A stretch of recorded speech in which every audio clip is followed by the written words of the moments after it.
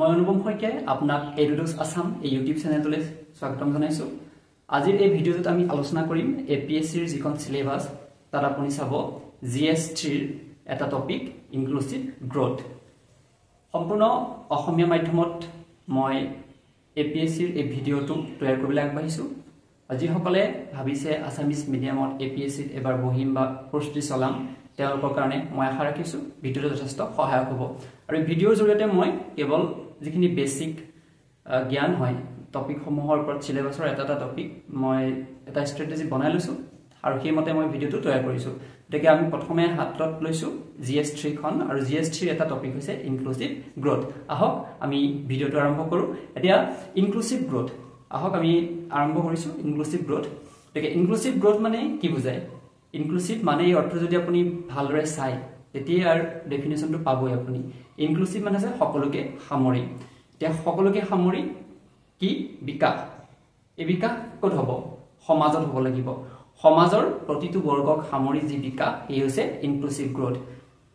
সমাজৰ বিভিন্ন শ্ৰেণী আছে আমাৰ শিশু, মহিলা, বিকলাঙ্গ লোক বা যিসকল পিছপৰা, শাৰীৰিকভাৱে অক্ষম, আৰ্থিকভাৱে পিছপৰা।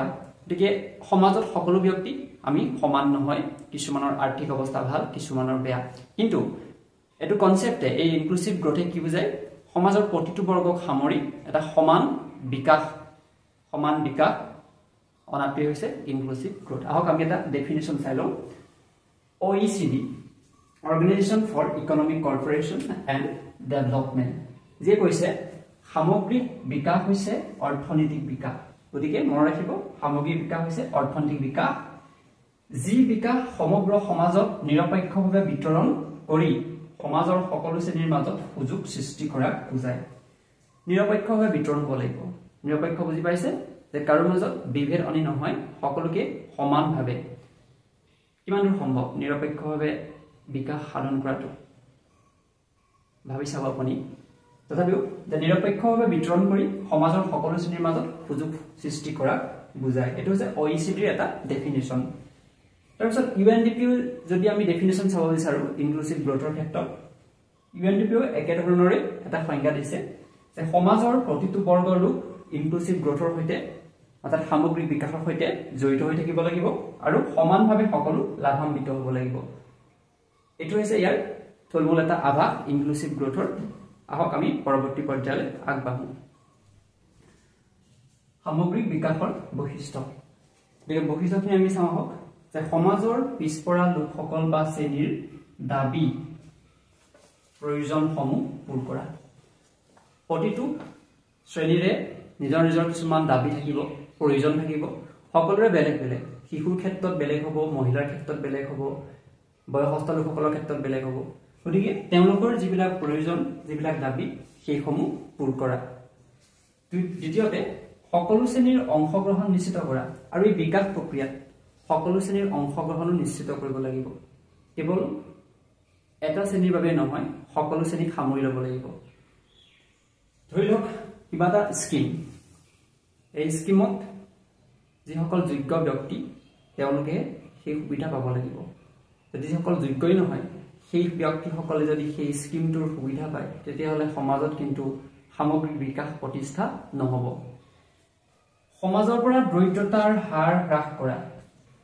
ইনক্লুসিভ গ্ৰোথৰ আনটা বৈশিষ্ট্য হৈছে সমাজৰ পৰা দৰিদ্ৰতা যিটো আমাৰ হাৰ হয় তাক হ্ৰাস কৰা। আৰু সেইবাবে হয়তো আপুনি যদি চাই অসমত মহিলাসকলৰ সবলীকৰণৰ বাবে অৰুণোদয় তেনেধৰণৰ আঁচনিসমূহ চৰকাৰে হাতত লৈছে। আৰু ইয়াৰ উদ্দেশ্য এটাই সমাজত সামগ্ৰিক বিকাশ প্ৰতিষ্ঠা কৰা, দৰিদ্ৰতাৰ হাৰ হ্ৰাস কৰা।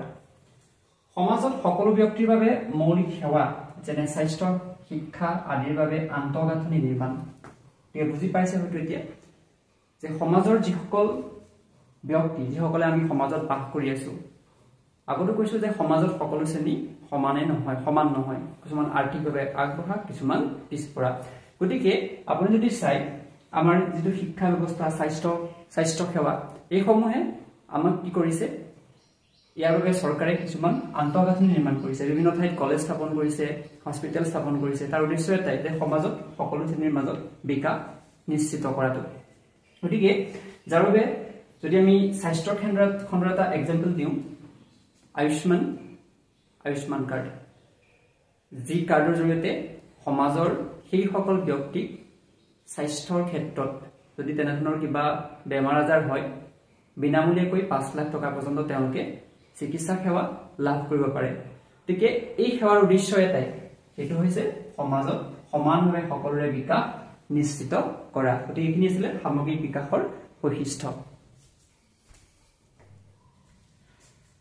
এলিমেন্টস অফ ইনক্লুসিভ গ্ৰোথ সামগ্ৰিক বিকাশৰ কিছুমান উপাদান গতিকে বিভিন্ন উপাদানে সামগ্ৰিক বিকাশত ডাইৰেক্টলি ইনডাইৰেক্টলি হেল্প কৰে তাৰ ভিতৰত কিছুমান উপাদান আছে এগ্ৰিকালচাৰেল ডেভেলপমেন্ট যদি আমি এগ্ৰিকালচাৰেল সেক্টৰটো ডেভেলপ কৰি নিও তেতিয়া হলে কি ইনক্লুসিভ ডেভেলপমেন্টত সহায় কৰিব সামগ্ৰিক বিকাশত সহায় কৰিব আৰু এগ্ৰিকালচাৰেল ডেভেলপমেন্টৰ ক্ষেত্ৰত আমাৰ গভৰ্ণমেণ্টে তেনেকুৱা ধৰণৰ স্কিম হাতত লৈছে যেনে পিএম কিষাণ যাৰ জৰিয়তে কৃষকসকলক আৰ্থিকভাৱে সাহায্য আগবঢ়ায় গতিকে তাৰ উদ্দেশ্য হৈছে যে কৃষকসকলক সমানভাৱে সমাজত আগবঢ়াই লৈ যোৱা পভাৰ্টি ৰিডাকচন সমাজত দৰিদ্ৰতা হাৰ হ্ৰাস কৰা যদি সমাজত দৰিদ্ৰতা হাৰ বৃদ্ধি পায় তেতিয়াহলে কেতিয়াও সামগ্ৰিক বিকাশ হৈছে বুলি আমি ক'ব নোৱাৰো তেনে ক্ষেত্ৰত গভৰ্ণমেণ্টে কিছুমান স্কিম লয় তাৰ ভিতৰত আমি যদি অসমৰ ক্ষেত্ৰত চাওঁ অৰুণোদয় এই স্কিমটো মহিলা সবলীকৰণৰ লগতে দৰিদ্ৰতা নিৰ্মূলৰ ক্ষেত্ৰত কিন্তু যথেষ্টখিনি সহায় কৰে ঠিক সেইদৰে আৰু তেনেধৰণৰ বহুত স্কিম আছে আপোনালোকে কমেন্ট বক্সত লিখক আৰু equal ডিস্ট্ৰিবিউশন of income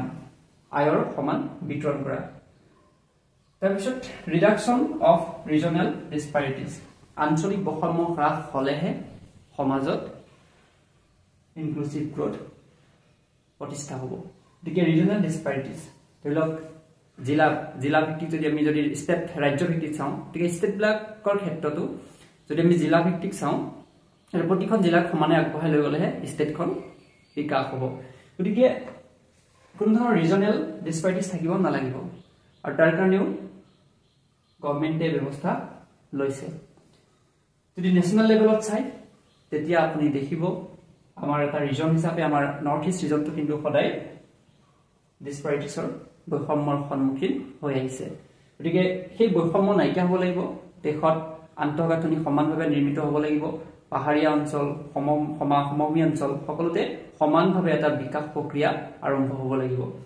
industrial development সমাজত ৰাষ্ট্ৰ ইণ্ডাষ্ট্ৰি ক্ষেত্ৰতো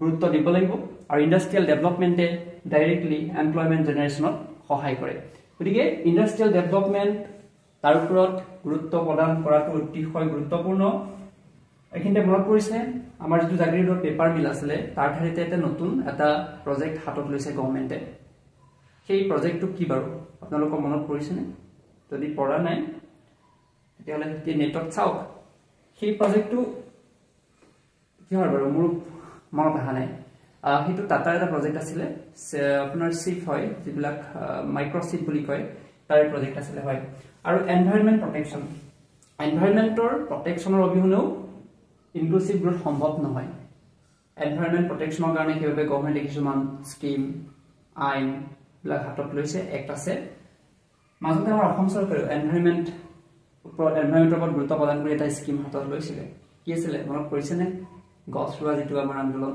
আৰম্ভ হৈছিল অসমত তেনেদৰে এইখিনি গোটেইখিনি দি যদি আমি চাওঁ কম বেছি পৰিমাণে প্ৰতিটো দিশেই ইনক্লুসিভ গ্ৰোথত সহায় কৰে গতিকে এইখিনিৰ পৰা আমি এটা থলমূল আভাস লাভ কৰিলো যে ইনক্লুসিভ গ্ৰোথ মানে কি ইনক্লুসিভ গ্ৰোথৰ এলিমেন্টস কোনবিলাক কি গতিকে ভিডিঅ'টোত ইমানখিনি আছিলে আশা ৰাখিছোঁ আপোনালোকে হয়তো বুজি পাইছে এতিয়া ইনক্লুসিভ গ্ৰোথ মানে কি আৰু এইদৰে আমি এটা এটাকৈ কনসেপ্ট আগবঢ়াই লৈ যাম সৰু সৰু ভিডিঅ'ৰ জৰিয়তে আশা ৰাখিছোঁ ভিডিঅ'টো ভাল পাইছে